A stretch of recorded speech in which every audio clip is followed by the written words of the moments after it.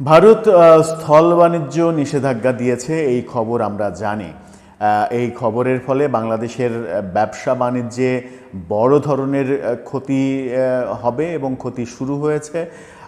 আমরা এর আগে একটা ভিডিওতে বলেছিলাম যে স্থলবন্দর থেকে শত শত ট্রাক, পণ্যবাহী ট্রাক ফিরে আসছে, ভারত ঢুকতে দিচ্ছে না তাদের এরিয়ায়। সেরকম একটা পরিবেশে যখন মনে করা হচ্ছিল যে বাংলাদেশ সরকার যখন নানাভাবে ভারত বিদ্বেষী মনোভাব পোষণ করছে, ভারতকে নানা রকমভাবে দোষারোপ করছে, ভারতকে বয়কটের সুর উঠছে, সরকারের কাছের মানুষরা ভারত বিরোধী নানা রকমের কথা বলছেন, তখন সরকারও হয়তো পাল্টা কোনো সিদ্ধান্তের দিকে যাবে। কিন্তু সরকার সেই সহিংসতার দিকে না গিয়ে উল্টো অবস্থান নিল। স্থলবন্দর নিষেধাজ্ঞার পরিপ্রেক্ষিতে ইউনূস সরকার মোদি সরকারকে অনুরোধ করে চিঠি পাঠালো যেন এই নিষেধাজ্ঞা ভারত তুলে নেয়। তাহলে ভারতের সঙ্গে এত শত্রুতা খেলা করে আদতে কি লাভ হলো, সেই আলোচনাই করব এই ভিডিওতে। থাকবেন পলিটিক্স টিভির নিয়মিত আয়োজনে।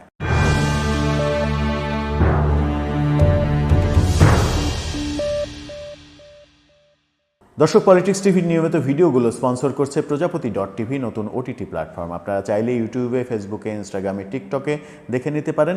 ডেসক্রিপশন বক্সে লিঙ্ক দেওয়া থাকবে, সেখান থেকেও আপনারা দেখে নিতে পারেন প্রজাপতির কার্যক্রম। চলে যাচ্ছি মূল ভিডিওতে। বলছিলাম, বাংলাদেশে যে পরিমাণ ভারত বিদ্বেষ অবস্থা তৈরি হয়েছে, ভারত বিদ্বেষী মনোভাব তৈরি হয়েছে, ভারত বিদ্বেষী কথাবার্তা বলা শুরু করেছি আমরা বিভিন্ন পর্যায়ে। বিশেষ করে 5 আগস্টে, গত বছরের 5 আগস্টে আওয়ামী লীগ সরকার পতনের পরে আওয়ামী লীগকে ভারতের দালাল আখ্যা দিয়ে ভারত বিদ্বেষী মনোভাবটা এমনভাবে প্রতিষ্ঠিত করা হয়েছে এবং পাকিস্তান প্রীতি এমনভাবে উতলে উঠেছে, তাতে করে ভারত নানা রকমের সিদ্ধান্ত নিচ্ছে একের পর এক। ট্রান্সশিপমেন্ট চুক্তি বাতিল, এরপরে এবার দেখলাম যে স্থলবন্দরের ব্যাপারে নিষেধাজ্ঞা দিল। সব মিলিয়ে বাংলাদেশের উপরে যে খড়গ নেমে আসছে এটা নিশ্চিত। সেই নিশ্চিত ব্যাপারটা অতঃপর সরকার অনুধাবন করতে পেরেছে, এটা একটা ভালো কথা। সরকার অনুধাবন করতে পেরেছে এবং সরকার লাজ লজ্জার মাথা খেয়ে ভারত সরকারকে বাংলাদেশ সরকারের তরফ থেকে একটা অনুরোধ পাঠিয়েছে, একটা চিঠি পাঠিয়েছে। কি হলো সেটা? স্থলবন্দর দিয়ে তৈরি পোশাক সহ কয়েকটি পণ্য ভারতের আমদানিতে নিষেধাজ্ঞার বিষয়টি দুই দেশের বাণিজ্য সচিব পর্যায়ের বৈঠকে সমাধান চায় বাংলাদেশ, এমন চিঠি পাঠানো হয়েছে। স্টেক হোল্ডারদের সঙ্গে বৈঠকে বাণিজ্য মন্ত্রণালয় এই সিদ্ধান্ত নিয়েছে। এ ব্যাপারে ভারত সরকারের কাছে একটি চিঠি দিয়েছে বাণিজ্য মন্ত্রণালয়, এটি পররাষ্ট্র মন্ত্রণালয়ের মাধ্যমে পাঠানো হয়েছে। অর্থাৎ সরকার টু সরকার একটা চিঠি দেওয়া হয়েছে নরেন্দ্র মোদির কাছে। নরেন্দ্র মোদির সরকারের কাছে ডক্টর ইউনূস সরকার অনুরোধ করেছেন যে এই নিষেধাজ্ঞা আপনি তুলে নেন, এই নিষেধাজ্ঞা আলাপ আলোচনার মাধ্যমে আমরা সমাধান করে। ভারতের পদক্ষেপের বিরুদ্ধে পাল্টা কোনো পদক্ষেপ নেওয়া হবে না, এটা বাণিজ্য উপদেষ্টা জানিয়েছেন। আমরা ভারতকে বলবো, আপনারাও ক্ষতিগ্রস্ত হবেন, আসুন সুরাহার পথ বের করি। এই বৈঠকে নৌপরিবহন মন্ত্রণালয়, পররাষ্ট্র মন্ত্রণালয়, Bangladesh trade and tariff commission, জাতীয় রাজস্ব বোর্ড সহ বাংলাদেশ স্থলবন্দর রপ্তানি উন্নয়ন ব্যুরো সহ অনেক স্টেক হোল্ডার উপস্থিত ছিল এবং সেখানেই এই গুরুত্বপূর্ণ সিদ্ধান্ত হয়েছে।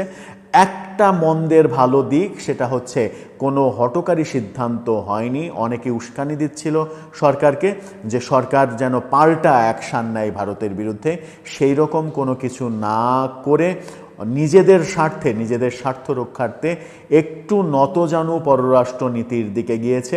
ভারত সরকারকে চিঠি দিয়েছে অনুরোধ করে যেন ভারত সরকার এই কঠিন সিদ্ধান্ত থেকে সরে যায়। ভারত সরকার কি আদৌ শুনবে বাংলাদেশ সরকারের কথা, যখন বাংলাদেশ সরকারের বিভিন্ন পর্যায়ের গুরুত্বপূর্ণ ব্যক্তিবর্গ ভারতের বিরুদ্ধে কথা বলেই যাচ্ছেন? প্রেস সচিব, আইন উপদেষ্টা, বিভিন্ন জন, আজকেই একেবারে টাটকা নিরাপত্তা উপদেষ্টা, তিনিও ভারতের দোষারোপ করেছেন। একটা পয়েন্টে গিয়ে ভারতের মিডিয়াকে দোষারোপ করেছেন, ভারত বিভিন্ন ধরনের অপপ্রচার করছে বাংলাদেশ সম্পর্কে। এই যে সরকারি পর্যায়ে ভারত সম্পর্কে বিরূপ মন্তব্য একের পর হচ্ছে, সেরকম পরিস্থিতিতে বাংলাদেশের অনুরোধ ভারত রাখবে কিনা সেটা একটা বড় প্রশ্ন। তবুও মন্দের ভালো যে বাংলাদেশ নিজের স্বার্থের ব্যাপারটাতে সচেতন হয়েছে, সচেতন হয়ে ভারত সরকারকে লাজ লজ্জার মাথা খেয়ে অনুরোধটা পাঠিয়েছে, চিঠিটা পাঠিয়েছে যেন তারা নিষেধাজ্ঞা তুলে নেয়। এখন ভারত সরকার কি করবে সেটাই দেখার বিষয়। দর্শক, আপনার কি মনে হয় ইউনূস সরকারের এই চিঠি আমলে নেবে কি মোদী সরকার, নাকি তারা তাদের সিদ্ধান্তে অটল থাকবে? আপনার মতামত জানিয়ে লিখতে পারেন আমাদের কমেন্ট বক্সে।